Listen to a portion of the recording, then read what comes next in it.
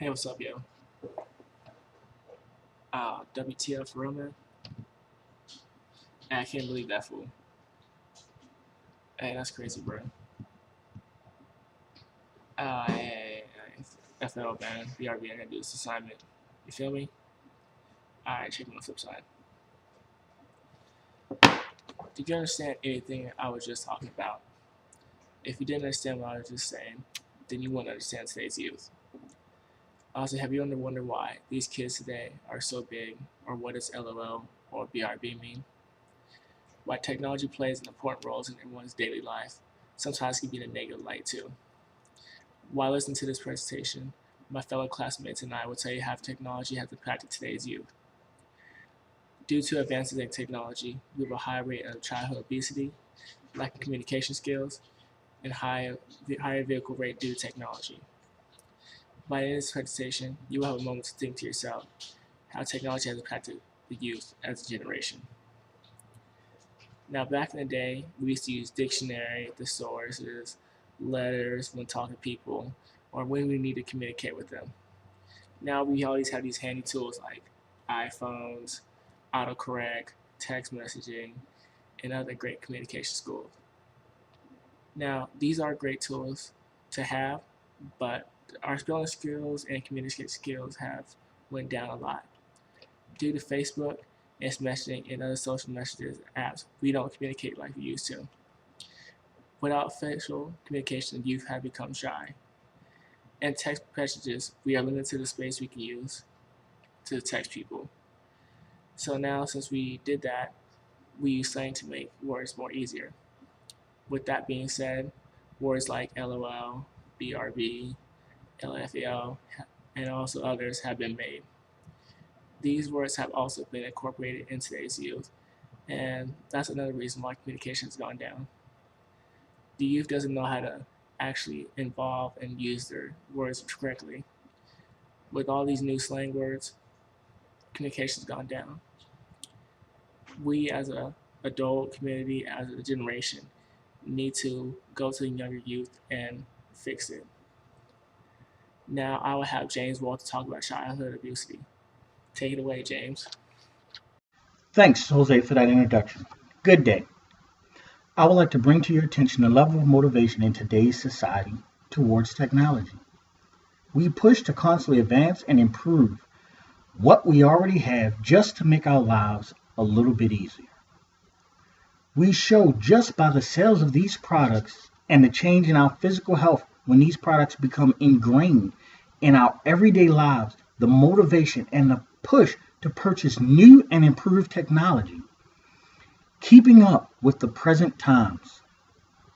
Take a look at cellular phones, video game systems, televisions, and the increase of technology added to our cars and our homes. It seems as you look at the next generation of children that the physical activity has been replaced by stay indoors, play your new video game system, watch your new 3D TV. It's better to watch and control life on a video game or on a screen instead of actually getting involved with life itself. I would like to now introduce Ryan, who will talk to you about reduced risk and human transition. Thanks, Craig. As stated, my name is Ryan, and I'm here to fill you in on a huge positive effect that technology has in store for our youth, the reduced risk to human life. Over the years, technology has had its ups and downs, but one thing that has done and only gotten better in doing is reducing the dangers certain jobs may cause to human life. For example, factory work is much safer these days, and a big reason behind this is technology. Statistics show that the highest amount of work-related injuries occurred in 1994 and have since dropped by approximately 21%. Not only does technology help to prevent serious injury or death, but it helps to take an active role in the medical field. Some serious surgeries, such as the removal of a tumor or types of open heart surgery, are impossible for humans to be able to do. There are so many things that could affect a doctor performing surgery, such as a tickle of the nose or just not having steady enough hands. With technology, we can control the steadiness of the equipment, along with taking a quick second to get that scratch. This is what our children have to look forward to. Here to give some advice to help us steer our youth down the right track in regards to technology is Greg Vavola. Go ahead, Greg. Thank you, Ryan. Hello, everyone. My name is Greg. I'd like to take a minute to share some ways to help children balance the use of technology while encouraging outside play. Dr. Nicola Davis, who specializes in health sciences, points out that playing outside has many benefits that cannot be gained from indoor activities. Outdoor activities allow kids to develop their natural curiosity by exploring their surroundings, both natural and social. Dr. Davis has suggested 5 ways to help balance children's use of technology and outside play. First is to limit indoor activities, such as video games. Put a time limit on these type of activities, followed up by some outdoor play. Second is be part of a neighborhood group. If there isn't one, help form one. These groups help each other by rotating supervising duties. Third, you'll need to establish basic rules for your children. If they're allowed to go off by themselves, they need to know how far they could go and for how long. Fourth, you could create an environment that will foster outdoor play. Depending on where you live, you could set up play areas in your backyards or activity centers on your porch. This will encourage the children's interest. Lastly, it is important to set the example yourself. Children will do what their parents do. Practice the type of life you'd like them to have.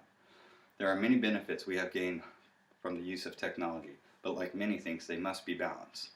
Next, Jesse will give us a quick recap on things that we have talked about. Thank you, Greg. Hey everyone, my name is Jesse and I'm going to be going to wrap things up with you here. Before we finish though, I just wanted to recap some of the main topics that we covered with you today. As for the negatives, we talked about poor communication skills, mostly in part because of texting, childhood obesity, and how advances in today's technology is one of its causes, and vehicle deaths due to texting. This one just drives me crazy, guys. Wait until you get to where you're going before you answer that text, please. On a more positive note, we talked about students having an increase of motivation due to wanting to learn how to use computers, as well as a reduced risk to human life courtesy of automated factories we have these days.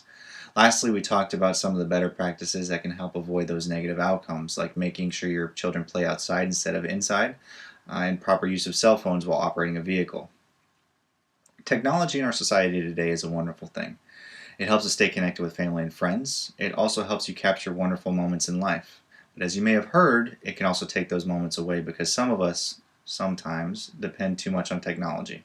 We depend on it too much to help us with our work, to raise our kids, and to communicate with our family and friends, and basically all other aspects of our lives.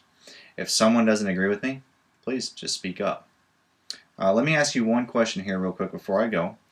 Do I think I can go one day without technology? Here's an idea. What would your answer be if you were asked that question yourself? Everyone, we appreciate your time and attention. Thank you.